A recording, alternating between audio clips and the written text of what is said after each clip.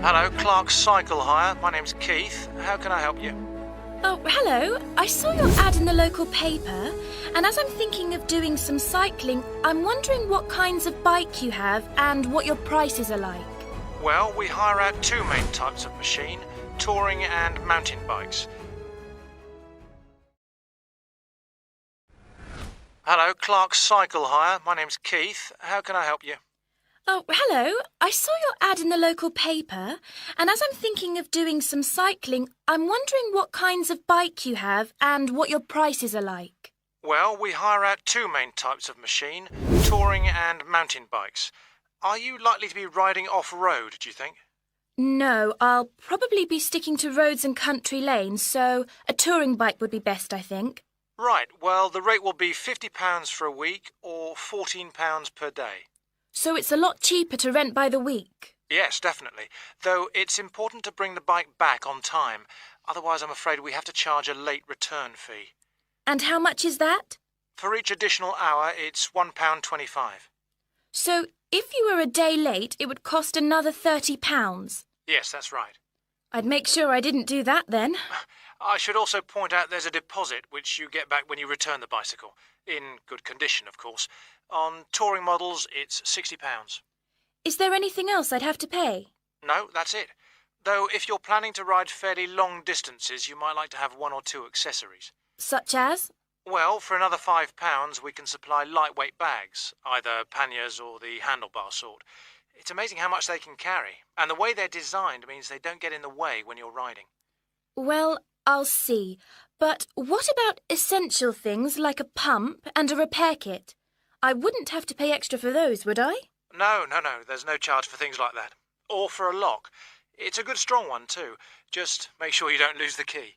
That reminds me, what about insurance? What happens if someone steals the bike, in spite of the wonderful lock? Didn't I mention that? Oh, I should have told you that's included in the rental too. And it covers everything, does it? It covers you against theft of the bike, yes, as long as it's securely locked at the time. You'd have to pay part of any individual claim, though. How much? If the bike was stolen and not recovered, you'd be liable for the first £100. So, if I do go ahead and rent one, how do I pay? By cheque or would it have to be cash? Neither, I'm afraid. We can only accept credit card bookings. Otherwise, we'd have to ask our customers for the full value of the machine as a deposit. I've got a visa in my name. Would that be okay? Sure.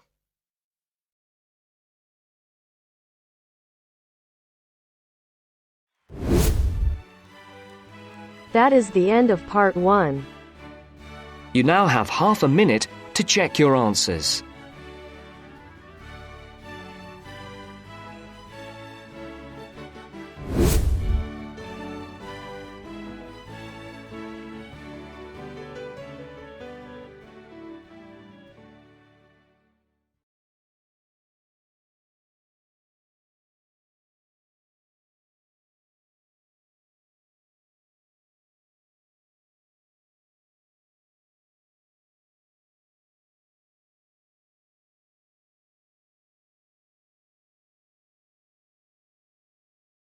Thank you. Now we're done with the first part. Moving on to the second section. Now turns to part 2. Part 2. Zoe goes to talk to her academic advisor. Listen carefully.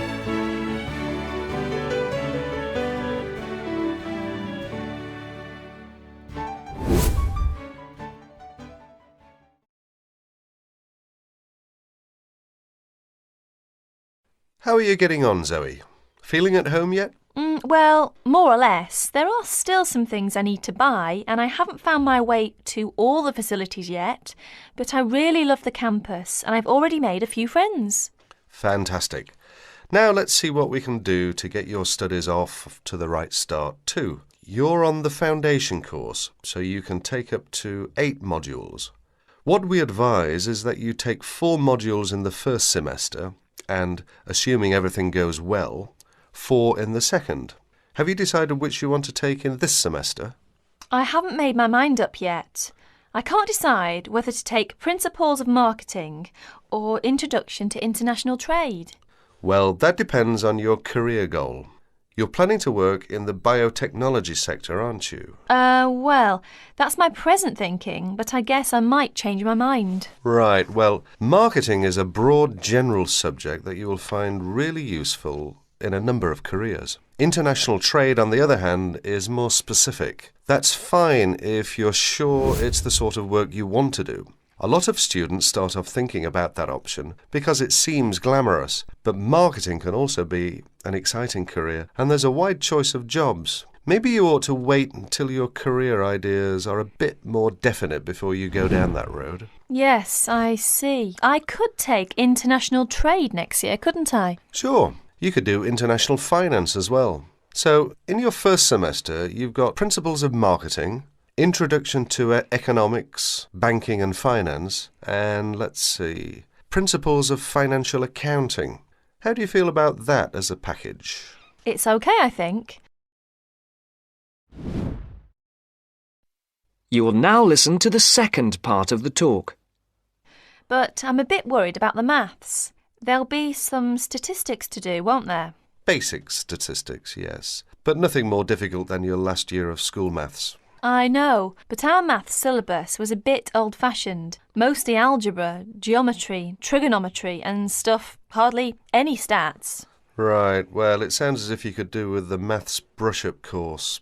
Can I arrange for you to attend just the classes on statistics, if you like? That'd be great. I didn't want to do the whole of maths again, but the stats classes would make me feel much more confident, thanks. Hang on a minute, there's one more thing. Your English. Now, you know you have to reach a satisfactory standard in English by the end of your first year to be allowed to go on to the main BSc course. Yeah, now I'm in an English-speaking environment and I have to speak English all the time. I'm sure I'll be all right. It certainly helps, but speaking isn't everything. You'll have to get your reading up to the standards where you can understand the books on your course reading list quickly. To get the information and ideas, you need to write your essays. That means you have to develop a high level of comprehension skills. You'll never get through the course material if you try to read the books intensively from cover to cover. That's why our language skills development program gives you a series of graded academic texts to study and answer questions on a limited time. You'll probably find it hard at first, having to work against the clock without a dictionary. How can I improve my skimming and scanning skills? Good question. For that, you'll have to do a range of specially designed exercises. Sometimes these will be from a transparency, because it is often how the lecture material is presented. Sometimes I think I'll never learn all the vocabulary. English is such an enormous language. I know what you mean. English is the biggest language ever, at least 350,000 words. Even Winston Churchill only knew 60,000, so they say. But as an academic student, you can get a lot of help from the academic word list by Avril Coxhead of Victoria University. That's in Wellington, New Zealand. I've studied word lists, of course, but how does this one help? The academic word list is based on a survey of 3.5 million words of academic text. It contains 570 families of the words most commonly found in academic texts. Well, that's apart from the 2,000 most useful words in English. They come in a separate list. You can see copies of both in the library. You said word families. Do you mean words that are similar? In a way, yes. It means that all the different grammatical forms of a word are listed together, so you can see the nouns, verbs, adjectives, forms with prefixes and suffixes and so forth. It'll be clearer when you look at it. Anyway, Avril Coxhead gives you really great hints about how to learn the words, so it shouldn't be too daunting. The trouble is, I tend to forget the words I learn. Well, there are two ways you can tackle that. First, always try to learn the words in a context. Either learn a whole sentence using a word, or learn a phrase that the word typically comes in. We call phrases like that collocations. That's a new one on me. Collocations. I'd better make a note of it. You do that. You can find collocations in most modern dictionaries. Anyway, as I was saying, there's a second study aid I recommend for vocabulary learning. When you get an assignment, take a sheet of paper and write 4 headings. Words I can use, words I can recognise but can't use, words I'm not sure of, words I don't know. Don't bother with the simple words, of course, Then go back after 2 weeks and look at the list again. Can you move any of the words into a better column?